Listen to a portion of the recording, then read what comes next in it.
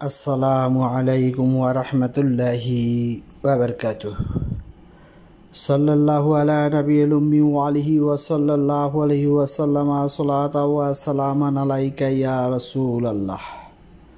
সম্মানিত ইমানদার মুমিন মুসলমান ভাই ও বোনেরা, তদবির দুনিয়া চ্যানেলে আপনাদেরকে স্বাগত জানাচ্ছি। আমি মোহাম্মদ রজব আলী। আজ আপনাদেরকে জানাবো প্রেতাত্মা পরীক্ষা করার তদবির সম্পর্কে। অর্থাৎ কোনো রোগীর উপর যদি কোনো প্রেতাত্মা ভর করে থাকে বা ওই প্রেতাত্মা রোগীকে কষ্ট দিতে থাকে, আপনি কীভাবে বুঝতে পারবেন যে তার উপরে প্রেতাত্মা ভর করেছে?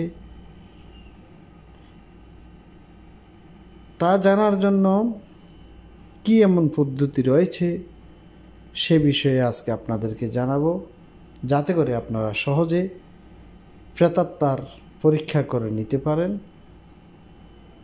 তো চলুন আমরা কথা না বাড়িয়ে আমাদের আজকের মূল আলোচনায় ফিরে যাই। তবে আলোচনায় যাবার পূর্বে আপনাদেরকে ছোট্ট একটি অনুরোধ করব, আপনি যদি আজ প্রথম আমার চ্যানেলটি দেখে থাকেন তাহলে চ্যানেলটিকে সাবস্ক্রাইব করে দিন, পাশে থাকা বেল আইকনটি বাজিয়ে দিন এবং অল সিলেক্ট করে দিন। আর ইতিমধ্যে যারা আমার চ্যানেলটি সাবস্ক্রাইব করেছেন আপনাদেরকে জানাই অসংখ্য অসংখ্য ধন্যবাদ।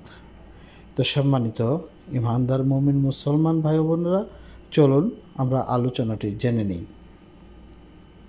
যদি কারোর উপর কোনো প্রেতাত্মার সন্দেহ থেকে থাকে, তাকে কোনো জিন পরি বা ভূত ফেরিতে কোনো প্রেতাত্মা, কোনো দুষ্ট প্রেতাত্মা, খারাপ আত্মা তার উপরে ভর করেছে কিনা তা পরীক্ষা করানোর জন্য আপনাকে যে কাজটি করতে হবে, ওই রোগের, এখন আপনারা স্ক্রিনের মধ্যে কয়েকটি বর্ণ দেখতে পাচ্ছেন। বর্ণগুলো হলো তোয়া, রা, মিম, ওয়া, সিন, ইয়া। এই 6টি বর্ণ। এই 6টি বর্ণ আপনাকে কি করতে হবে, ওই রোগীর হাতের তালুর উপরে কালো কালি দ্বারা লিখতে হবে।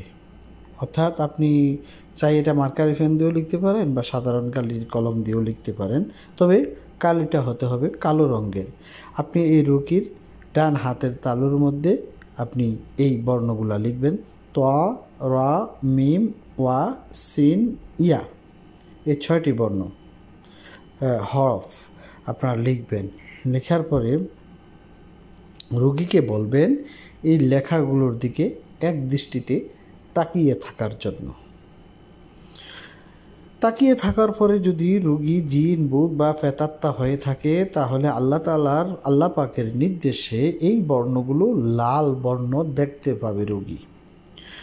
যদি দেখতে পায় যে এই হরফগুলো বা এই বর্ণগুলো তার রং পরিবর্তিত হয়ে, অর্থাৎ কালো রং দিয়ে যখন আপনি লিখবেন আর রোগী যখন দেখতে পাবে এই বর্ণগুলো লাল, আপনি তাকে জিজ্ঞাসা করবেন যে কিছু কি দেখতে পাওয়া যায়, এই বর্ণগুলো কি রঙের দেখতে পাওয়া যায়। যদি সে বলে যে লাল রঙের হয়েছে, তাহলে আপনি বুঝে নিতে পারবেন যে তার উপর প্রেতাত্মা ভর করেছে কিংবা জিন ভূতের প্রভাব রয়েছে। আর যদি রোগী বলে যে না, এগুলা কালো বর্ণেই দেখা যায়, তাহলে আপনি সাধারণ রোগ মনে করে নেবেন। ঠিক আছে? যদি এই সমস্ত প্রেতাত্মার আসর না হয়, তাহলে তো এই রঙটা কালোই দেখা যাবে, রঙের কোনো পরিবর্তন হবে না। আমি আবারও সংক্ষিপ্তভাবে আপনাদের বোঝার সুবিধার্থে উত্থাপন করছি। এখন আপনারা যে স্ক্রিনের মধ্যে বর্ণগুলো দেখতে পাচ্ছেন, তোয়া, রা, মিম, ওয়া, সিন, ইয়া, এই বর্ণগুলো রোগীর হাতের মধ্যে কালো কালি দ্বারা লিখবেন। তারপর রোগীকে এক দৃষ্টিতে তাকিয়ে থাকতে বলবেন।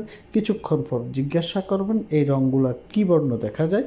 যদি রোগীর উপরে জিন, ভূত, দুষ্ট প্রেতাত্মার প্রভাব থেকে থাকে, তাহলে সে লাল রঙের দেখতে পাবে।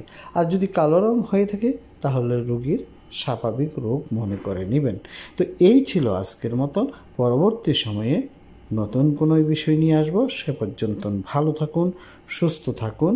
আসসালামু আলাইকুম ওয়া রাহমাতুল্লাহি ওয়া বারাকাতুহু।